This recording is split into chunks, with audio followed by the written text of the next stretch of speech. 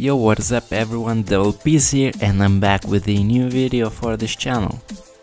I was just playing few games with Pearl, having great time, and in few games I got like messages, wow dude, you play well, so I thought I'm gonna talk about Pearl. It's not gonna be like this skill does that and that skill does another thing. I will probably talk more about her playstyle on how you should utilize your skills to most effective outcome. I recorded 3 different games, so I'm gonna talk a little bit about every first round of the game. First thing, Pearl Battlerite doesn't favor any landscape. So even if the map is open or really close, that doesn't affect what Battlerite you're gonna choose. That being said, it only matters from what champions you're playing against. In the first match on the enemy team we can see Pearl and Rook. On the first round I never picked the middle one. I just don't really find any place where it can be used. So there is only 2 choices left. First one is higher range and little bit more of damage. I usually pick this one if the enemy has a lot of ranged champions, because it doesn't matter if the melee champions will always try to chase you, so the range is not what you want. Q is more useful to upgrade if the enemies have a short range champions. Talking about this game, they having a Rook. So if he charges at me, I can quickly counter and he gonna get knocked back a little bit, and after that I can shout out my auto attack. So Q is what I end up choosing. Playing versus champions who have a charging abilities, keep in mind that they can cancel it. So always try to firstly evade with your space, because if you press your Q and they cancel and then they charge to you again, you'll have only the space, and after that you have nowhere to go. If you see that enemy is not cancelling his abilities, you can always try to evade with your Q. Second thing is to quickly adapt into enemy movements and choose the right tactics. First you must decide if you're going to defend your ally or you're gonna focus on damage. If the enemy has a ranged champion, which you can very effectively separate from your other enemy, I would recommend you focusing on defending your ally. But if your ally is not playing very well and you trust in your skills, you should go for damage. Another thing to keep in mind, if the enemy doesn't have any healers, I would always recommend you going for defending your ally. In this round I chose to go for damage, because I know if we don't deal enough of damage, Pearl and Rook can survive for an eternity. On the other round, opponents had Freya and Pearl. If there was 2 range champions, I would go for range and bubble upgrade. But in this round, I know Freya will chase me, so I went for Q.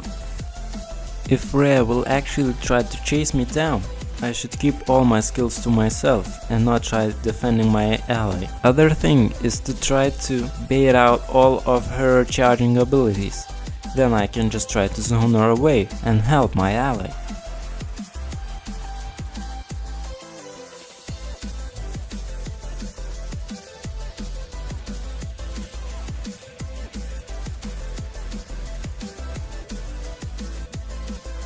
When I see that they are both focusing my ally, I try to jump in and defend him. But suddenly Freya jumped on me. But I can see that enemy Pearl doesn't have any escapes and pretty low on HP, so I just trying to ignore the Freya damage and try to kill the enemy Pearl, as well as being pretty close to each other as allies. They cannot focus one of us down. With E I'm trying to push Freya away and sustain with my heals.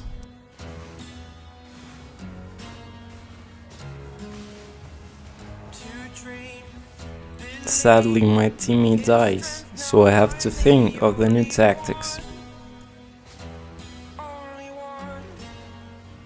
With my counter and bubble ability, I can keep pretty good range, while just trying to evade enemy projectiles. Enemy Pearl suddenly charges on me, so I know she doesn't have any escape. In the meantime, I get my ultimate back.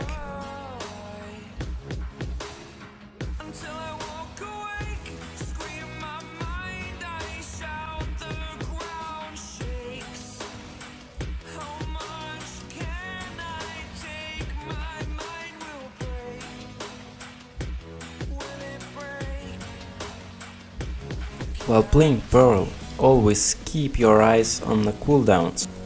If you know that enemy champion cannot dish out too many of the damage, you can just keep rehealing yourself and countering while running around and dealing some of damage.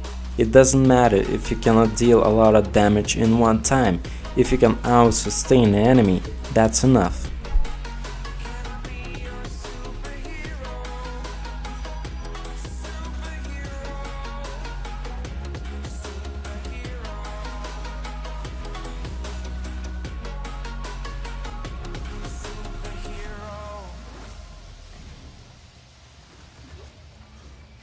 If you are left alone, always look in the timer of the map. If the map is already shrinking up, you might win. If it's pretty far away, just try to survive as long as possible, or just run around like a maniac.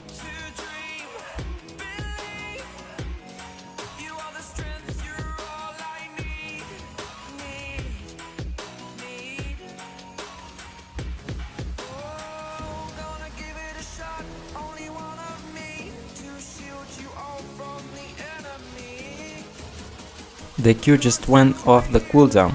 If I reacted in time, I still had a slight chance to win.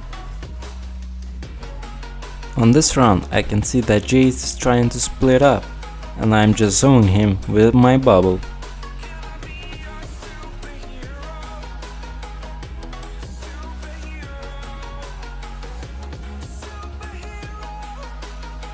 Just don't forget to play with the sounds while you're fighting against the Jade.